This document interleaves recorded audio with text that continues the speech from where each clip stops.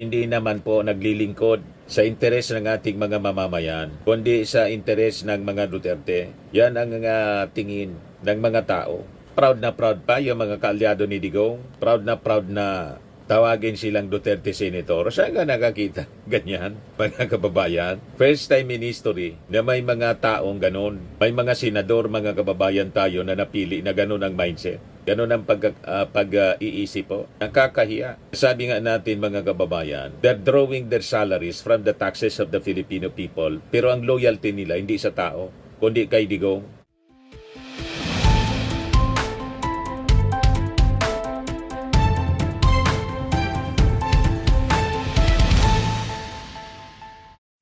Hello po mga kababayan, si Dante Maravillas, Bicolano vlogger, broadcast journalist from Albay. So mamayang hapon po, yung pagtalakay ng Senado doon sa naging desisyon ng Supreme Court. 2:30 yata in the afternoon, desisyon ng Supreme Court na ideklarang unconstitutional yung impeachment case laban kay Sara Duterte. Kaya ngayon pa lang na umaga, nagsasagawa na ng rally po yung iba-ibang mga grupo sa harap ng Senado.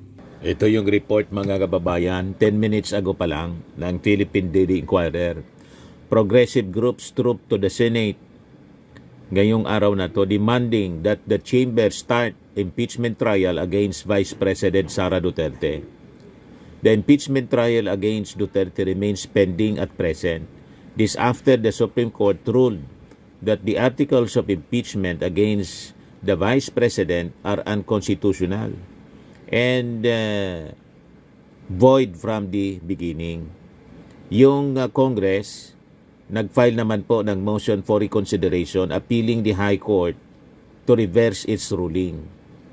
Ngayon, si Senate President Chis Escudero, meanwhile, said senators agreed to decide on the Supreme Court's ruling and tackle how it would move forward with the case ngayong araw na to. Mamayang hapon mga kababayan yung schedule. So ito na yung mga iba-ibang grupo nagsasagawa ng rally sa harap ng Senado. Nagmarch sa sila mga kababayan. Huwag i-dismiss, ituloy ang paglilitis. Yan ang kanilang sigaw. Ito naman yung payag ng isa sa mga Duterte Senator, si Bato de la Rosa. There's no need for debates. Nagsalita na yung Supreme Court. Yang mga uri ng mga senador, mga kababayan, ang dahilan kung bakit bagsak yung ratings ng Senado, talo na ng Congress. Ituloy lang ninyo ang mga masasamang gawain, mga senador ni Digong, at tinayaan mga kababayan ni Chis Escudero na masira ang imahe ng Senado dahil dito sa mga Duterte senators na masasama ang ugali. Di ba? Dati yung Senado mga kababayan, mas pinapaniwalaan ng mga tao kaysa sa Congress. Ngayon po, baliktad na. Yan latest ito mga kababayan. August 6, report ng Philippine Star, Senate ratings down, House up, sabi sa result ng Okta Research. Patunay na sinusuka na mga kababayan itong Senado ng ating mga mamamayang Filipino. Kasi hindi naman po naglilingkod sa interes ng ating mga mamamayan, kundi sa interes ng mga Duterte. Yan ang tingin ng mga tao. Proud na proud pa yung mga kaalyado ni Digong. Proud na tawagin silang Duterte Senator. Saan ka nakakita? Ganyan, mga kababayan. First time in history na may mga taong ganon. May mga senador, mga kababayan tayo na napili na ganon ang mindset. Ganon ang pag-iisip po. Nakakahiya. Sabi nga natin mga kababayan, they're drawing their salaries from the taxes of the Filipino people. Pero ang loyalty nila hindi sa tao, kundi kay Digong. Si Robin Padilla, sunugin man daw siya, mangangamoy siyang Duterte. You see? Kung ano-ano mga kabulastugan, mga pinagagawa abang nagsisweldo po from the taxes of the Filipino people. Kaya hindi na tayo nagtataka kung bakit ganito yung ratings nila. Yan With the 20th Congress now in session, the Senate and House of Representatives saw the trust and performance ratings move in different direction. In a recent survey conducted by Okta Research Group, ang survey ginawa mga kababayan from July 12 to 17, so pinaka-latest ito, show that Senate ratings declined over the past 8 months. Tuloy-tuloy ang pagbulusok po ng ng ratings ng Senado. Wala nang tiwala ang ating mga mamamayang Pilipino. Tingin nila hindi na ginagawa ng mga senador yung tama. Yan o, sabi rito, from 57% in November 2024, the Senate trust rating dropped to 49% in the latest poll released yesterday. You see, mga kababayan, pabagsak ng pabagsak, 49% na lang. Malinaw ang tinig ng ating mga mamamayang Filipino, sabi dito. 10% said they distrusted the upper chamber, while 41% were undecided. Yan sa kagagawan, mga kababayan, ni Chis Escudero. Very unpopular na ngayon ang Senado. 80% sa mga mamamayang Pilipino nagsabi na dapat po si Sara Duterte ay dumaan sa trial. Iayaw, mga kababayan, ng majority ng mga senators. Ayaw nilang sundin ang mandato ng saligang batas na forthwith. Ang gusto nila, immediately executory. Yun ang sinabi ng Supreme Court, immediately executory. Na kahit may MR, immediately executory daw. You see, na-file na yung motion for reconsideration, pero immediately executory. Di ano yun? Inopen mo pa sa motion for reconsideration, immediately executory pala yun. Sabi ninyo, hindi pa final. Pwede pa yung MR. Pero immediately executory. Eh sabi ni Bato de la Rosa, hindi na nga yan kailangan ng hearing pa ngayon. Hindi bati pa ngayon. Kita ninyo? Yan ang uri ng mga opisyal, mayroon po tayo. Kaya hindi natin masisisi. Yung mga mamamayang Filipino talagang sukang-suka na sa ating mga senador. Meanwhile, the Senate's performance rating declined from 53% to 47%. Some 11% said they were dissatisfied with the Senate, while 42% were undecided.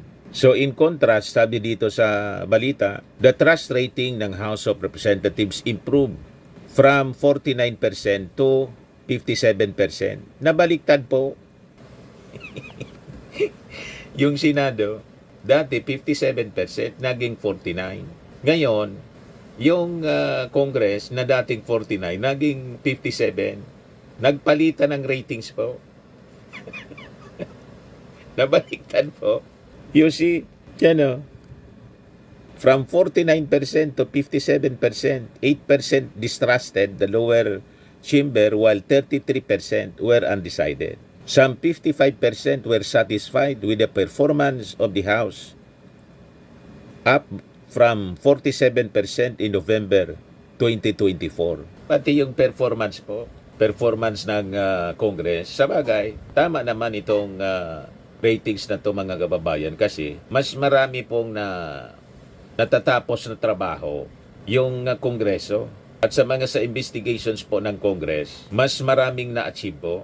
Lalo yung Quadcom. Yung Quadcom ngayon, mga kababayan, muling binuo. Officially kahapon. So, tuloy-tuloy ang pag-iimbestiga, mga kababayan, sa kung ano-ano mga katiwalian ng ating Congress. Na kung titingnan natin, mas na mahusay yung mas matino yung takbo ng investigation. Mas magaling magtatatanong yung ating mga congressmen kaysa sa mga senador. Yung ilang mga senador natin, parang mga konsihal lang sa barangay. Grabe naman na niya, Mr. Maravilla. Tingnan naman po ninyo, napakagulo nila. Di ba? Yung mga tanong ng iba, nonsense. Pabida lang yung iba, mga kababayan. Lalo si Bato at saka si Robin Padilla. Mga nonsense yung mga... You see? Imagine, senator judge ka, mag-motion to dismiss ka kung hindi ka.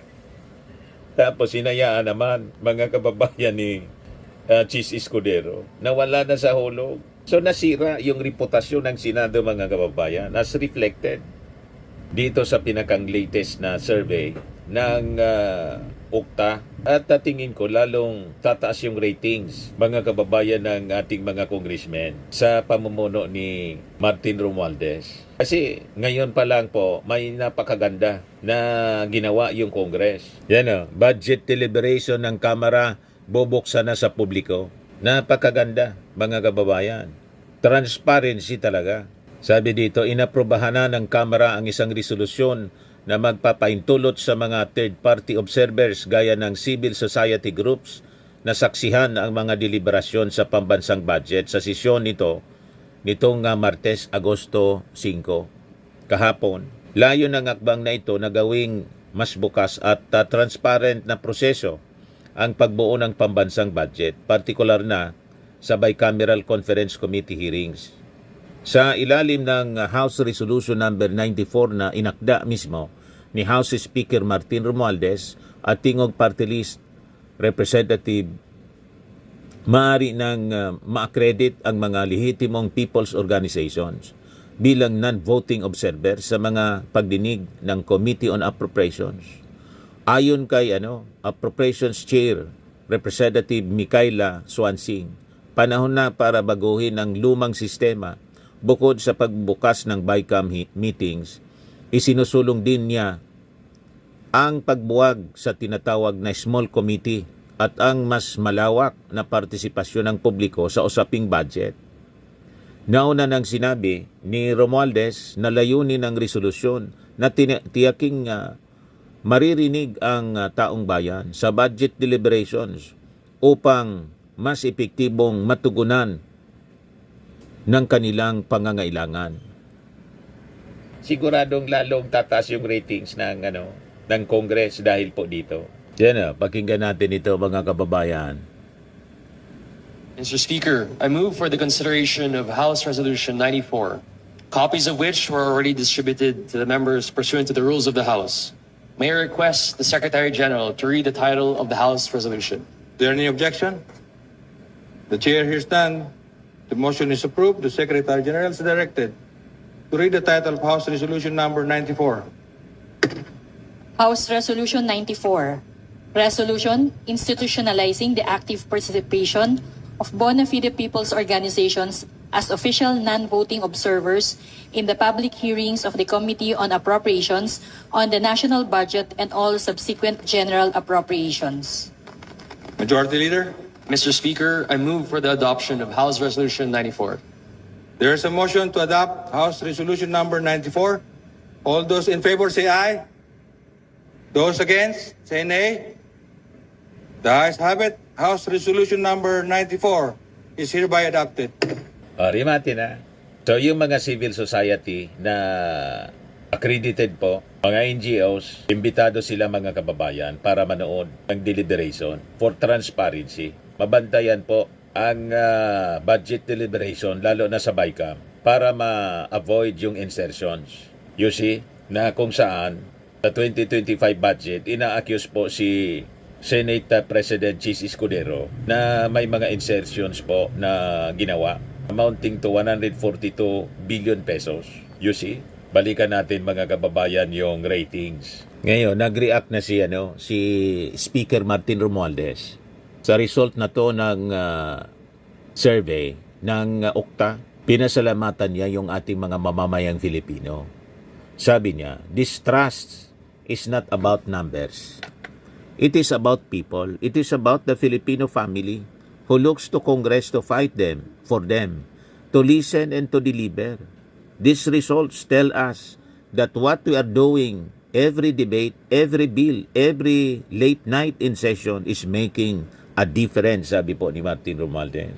Sa kanyang statement, the Speaker credited the improvement to the collective effort of the House members to champion pro-people policies, transparent budget reforms, and measures that put food on the table, jobs in communities, and opportunities for all. Sabi niya, we are humbled by distrust, but we also know it is borrowed. We have to earn it every single day. That means staying true to our duty, to be the voice of the people, and to ensure that the laws we pass translate to real change in their lives. He also highlighted the House partnership with President Marcos.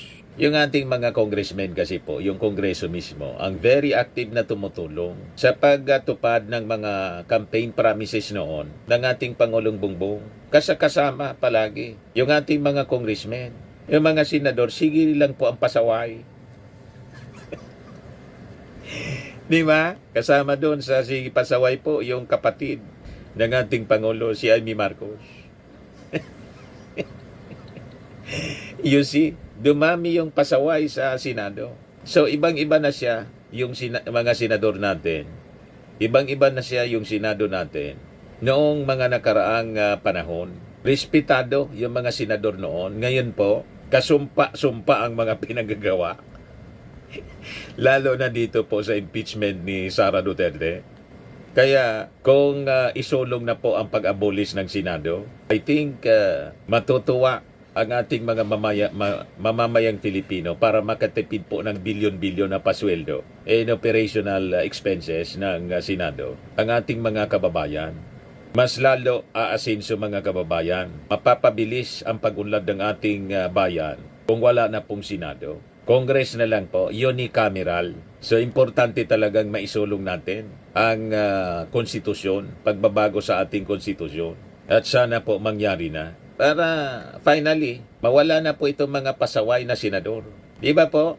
Post your comments, mga kababayan, kung approve ninyo. Ayan po, sa harap ng Senado, mga kababayan. Kami.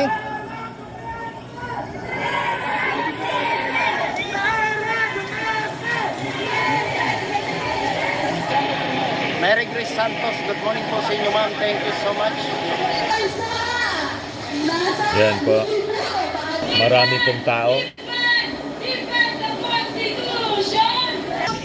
Kita-kita sa taong bayan ang kasalanan ni Sara. Ating unang karapagsalita, isa siya sa impeachment complainant. Ating ang tawagin si kasamang Father Joel Samalia.